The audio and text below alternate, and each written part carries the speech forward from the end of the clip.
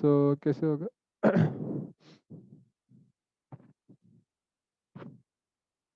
Suppose कोई body है जो रेस्ट पे है, this is the body which is at rest. So we know that the surface which is there, surface of the liquid, this will always be perpendicular to the net force acting on the surface. Suppose यहाँ पे net force mg downwards हो गया, right? So जो surface है, it is perpendicular to this force, है कि नहीं? So because it is at rest and only force acting is gravity, so that is why we can say that इसलिए जो liquid होता है वो हॉरिजॉन्टल होता है, लिक्विड का जो सरफेस होता है. ठीक है,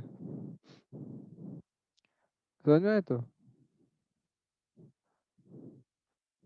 अरे है कि नहीं, बोलिए तो भाई, कुछ क्लियर है तो. ये अनुरिमा मनुष्य तो क्लियर है. हाँ सर. सो क्या कर रहे थे? या सो ऐसा हो गया हमारा एक case. But suppose same container को आप थोड़ा घुमा रहे नहीं, आप इसको एक्सेलरेट कर रहे हैं suppose. So entire container is accelerating towards the right with acceleration है. So this container is liquid, right? So जो लिक्विड का सरफेस है उस पर क्या क्या फोर्स लगेगा? There will be gravitational force mg downwards, right? And now because the entire container is moving towards the right, we can say that if you see from the container's perspective, there will be a pseudo force m into a towards the left, right? So जो net force होगा हमारा, it will be something like this. Suppose angle theta है, so net force will be actually m into square root of a square plus g square, and you can say that tan theta equals to how much? This will be g by a. Okay, ऐसे होगा. And now we know that the surface will be perpendicular to the net force. That means इसका जो surface होगा, liquid का surface कुछ ऐसे हो जाता है. Okay, so the liquid surface will become something like this.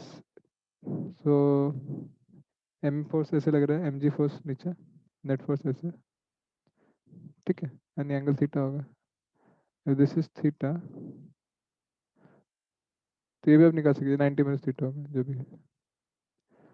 So in the question they might ask angle कितना है सरफेस का. ये सब चीज बेसिक पूछ सकते हैं आपको. ओके, याद समझ में आ गया सबको? Yes sir. Yes sir. Okay, very good. Now अगर आप देखेंगे इसमें थोड़ा हाई लेवल कंसेप्ट बता रहता है आपको. सब कुछ ऐसे दिखते हैं, इसको थोड़ा बड़ा करना पड़ेगा.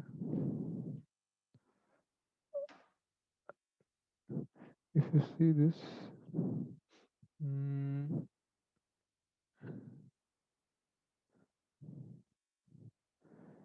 इसको थोड़ा बड़ा कर देते हैं.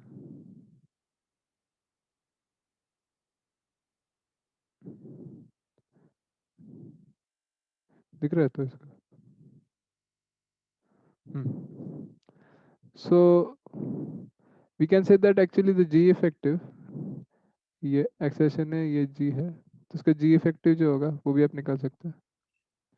G effective can be written as square root of a square plus g square, right? So अगर आप हाइट h इसके अलोंग जाते हैं, ये हाइट h है, so pressure at point P, इसको आप लिख सकते हैं, ये एटमॉस्फेरिक प्रेशर होगा. एटमॉस्फेरिक प्रेशर तो लगेगा ऐसे, इसलिए P atmosphere plus rho into g effective into h. तो ऐसे आप कोई पॉइंट पे प्रेशर निकाल सकते हैं. ठीक है, समझ में आ गया सबको?